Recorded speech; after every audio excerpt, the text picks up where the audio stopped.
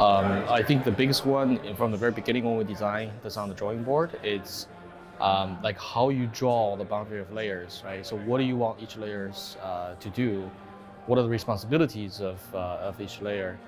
The overall goal of Nervos Network is a decentralized economy. So we want to build that future of decentralized economy. So we decided the layer one protocol should be really about like sort of like a smart custodian of value and assets, right? Just like in centralized, parallel, you have, banks and brokerage companies that sort of just keep custody of people's money and assets.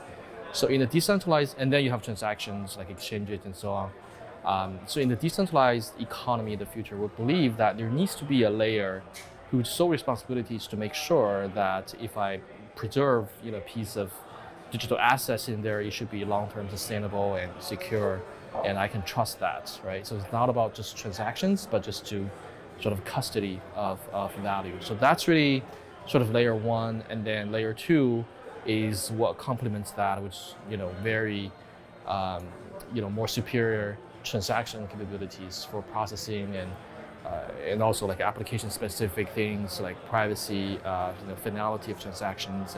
But then that's where people can choose. Developer can think about what are the trade-offs that I want, right? So we feel like that's more of a cohesive design that separate concerns, then allow people to make decisions best for their own use cases.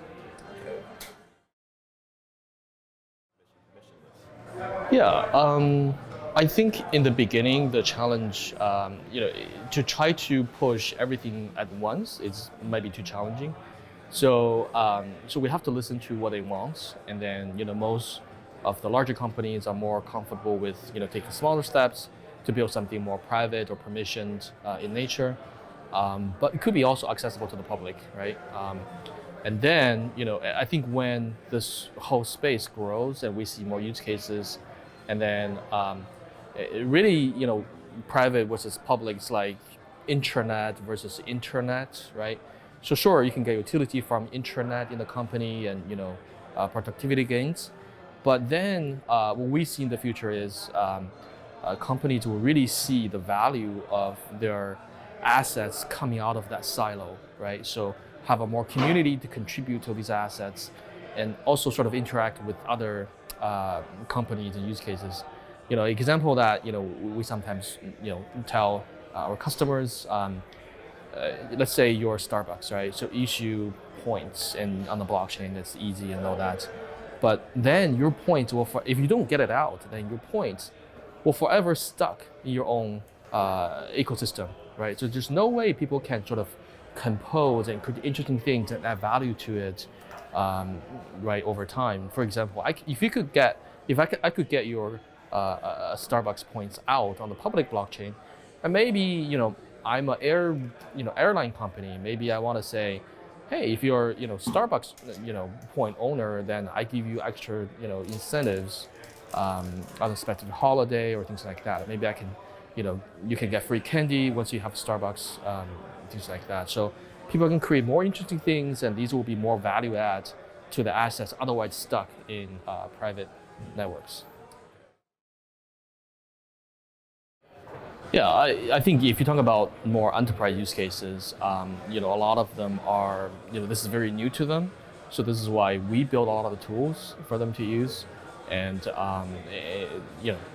I think if we first go into their company and talk about, their use cases and, what their plans, and you're probably in phases, probably starting something more private. But anyway, so we'll come back and we give them the SDKs and the tools. But eventually, they will come around and, see the value, and then down the future, all the, we call layer two blockchains or private blockchains or permissioned, that can be like one variation of the layer two technology we talk about, right? And so the stuff that we build will be well connected to the Nervos common knowledge base, and to more, like I said, to composition business cases and engaged community, and there's just more value that could be added there. Yeah, so that's actually one of the advantage of the virtual machine that we use. We call it CKB VM because we don't have a better name for it, but if you have a better name, then let us know. um, yeah, it's a very low level virtual machine, right? It's basically it's a simulation of RISC-V computer. So it's very low level so that it allows you to sort of roll up your leaves and build anything that you want. So in a way, you can think about this. You can think about like the blockchain protocol itself. Part of it is sort of hard coded in the binary that we distribute, right? And some other parts are really the rules of the blockchain really are implemented with the VM itself. Again, it's because it's a very low level VM. So you could build like existing C libraries and you can just compile them down to RISC-V binaries, and that will be okay. So this allows us to like have a hybrid approach and then sort of future-proof that if there's a new cryptographic primitive, then we don't have to hard code that into our client binary to distribute and do a hard fork and have all the nodes upgraded. On the other hand, we can either we or people in the community can have their own versions implemented as part of the virtual machine. Then it doesn't have to get permission from the developers. So it's just much easier to evolve over time, more flexible.